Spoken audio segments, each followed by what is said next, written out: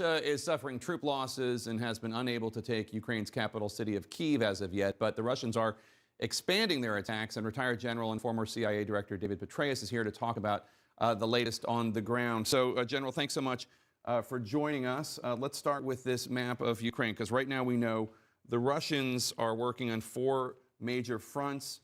There's Kyiv, there's Kharkiv, there's obviously the Donbass region, the separatist regions, and then, of course, Crimea. But it does seem as though right now we're hearing that it's something of a stalemate. What is going wrong for the Russians right now? Well, an awful lot, actually. It's a stalemate, but we should note it's a bloody stalemate. Right. This is not a ceasefire. And also, arguably, it's a battle of attrition. It's a stalemate on the battlefield, again, with lots of continued damage on both sides, lots of destruction, especially from the Russians. But there's a battle of attrition, in a sense, between the will in Kyiv and the country, and then between that in Moscow, and especially in the Kremlin, as their economy, their financial system, and all the rest of that is just collapsing. But what you see up here, this is the main effort. We can come in and show that in a second. You want to look at Kyiv? Let's do that. So here's Kyiv, and so right now they seem to have been, they haven't been able to, here's Kyiv right now, and they haven't been able to get in there. No, you've really seen no big change to these lines for about 2 weeks. The Ukrainians have actually been counterattacking around in here, but very local counterattacks. Here the Russians are actually digging in. They're actually digging holes for their tanks because they've taken such losses. And they're really not quite within artillery range of the center of the city. They have rockets, missiles, bombs, and everything else that we've seen, and they're rubbling these little villages that are on the outside. Keep in mind, this is 320 square miles compared with New York City, all of which is 300 miles in total. So again, pretty much a stalemate here, but again, very much a bloody one. But if we go in now, let's go down to the south. So let's look at this corridor, because this is important. We have Russian troops just absolutely pummeling Mariupol. We've heard just these horrible stories about citizens being taken out into Russian camps of sorts, and that city just being devastated. But Russia has reportedly established a land corridor between the Donbass region, which is here, and Crimea, which they seized in 2014. So, which they've wanted for a long time. This is important. It extends all the way across here. It's very important. Mariupol has not yet fallen. It is out of food, fuel, water, everything except for heart. They are still fighting very hard. This is the first place where the Russians are having to do, no kidding, urban fighting, having to go building to building. Every single room has to be cleared in this kind of endeavor. And they're finding out that it is very soldier intensive, and it just eats away at the reserves and forces that you have. And who are they? Are they fighting the Ukrainian military or the Ukrainian resistance, or both? It's all of the above. Keep in mind that, you know, everybody wants to say, well, the Russians have, I don't know, 200,000 and the Ukrainians have 100,000. It's not so. The Ukrainians have 100,000 plus every other adult just about in the country, all of whom are willing to take up arms or help in some way, even if it's just jam radio signals or conduct vlogging. They call Russians in Russia and say, do you know how poorly this is going for you?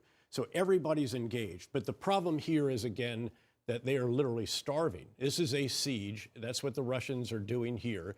And again, how long they can hold out. And that's very important, because if they do surrender, these forces will be freed to go back up. And if you want to go back to the Ukraine map overall, what that would do is free forces to go up this way. Eventually, you could actually surround a lot of Ukrainian forces that are in here. So the significance of having this part right here, which is what we're talking about, here's Mariupol, here's Crimea, connecting Crimea, which they seized in 2014, with the Donbass, is what? They can consolidate forces and go that way? Well, it's that on the battlefield now. It's also that you have a land line of communication between essentially Russia and Crimea that doesn't require the bridge here in the strait. Right, they've got this little here. Let's go back to the corridor here, which is just this. This is what they had previously. All they had was this teeny little bridge, which you can't really get everything you need if you're in the Russian military across this bridge. It's just not big enough. That's right. What's the significance? Can I just ask you, what's the significance of Odessa? Why do they want Odessa? Odessa is the single biggest port. If they take Mariupol up here, that's the last big port. It is directly on the Black Sea. It doesn't have to go through the Strait of Azov and so forth, which can be blocked by the Russians. It's the lifeline for all of Ukraine when it comes to what's coming in. And so what they've tried to do is go here. They've tried to get through Mykolaiv, which are 2 key bridges. They're already rigged for demolition if they have to. And they've just, again, it's a stalemate. They haven't done much. They've gone a bit north to try to get around a river that's up here. Ultimately, they want to invest Odessa in a siege, and there's also ships standing off here offshore that can conduct an amphibious landing. So far, that's all essentially on hold. I wanted just to talk briefly about this because the Ukrainians say they have killed 5 Russian generals in Ukraine. CNN has not independently confirmed that. We also hear that a top U.S. General says Russian soldiers don't appear to be particularly motivated. I only recall the U.S., and I might be wrong about this, so I apologize if I am. I can only recall one American general being killed in Afghanistan in the entire conflict, and that was a green on blue insider attack, right? I think that's right.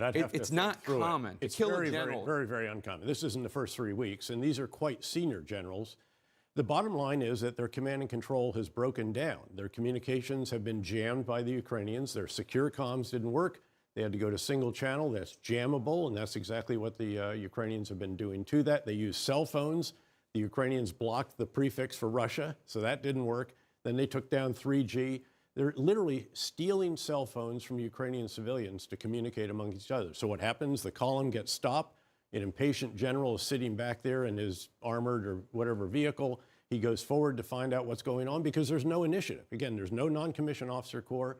There's no sense of initiative at junior levels. They wait to be told what to do. Gets up there, and the Ukrainians have very, very good snipers, and they've just been picking them off left and right. And at least 4 of these 5 are absolutely confirmed. And I think the 5th we'll hear today. Are these like the kind of guys you have heard of? Some of them are, yes. Yeah. Some of them are, especially the 3-star general right there. All right. David Petreus, thank you so much. Always really a pleasure, insightful. Jay. Really appreciate it.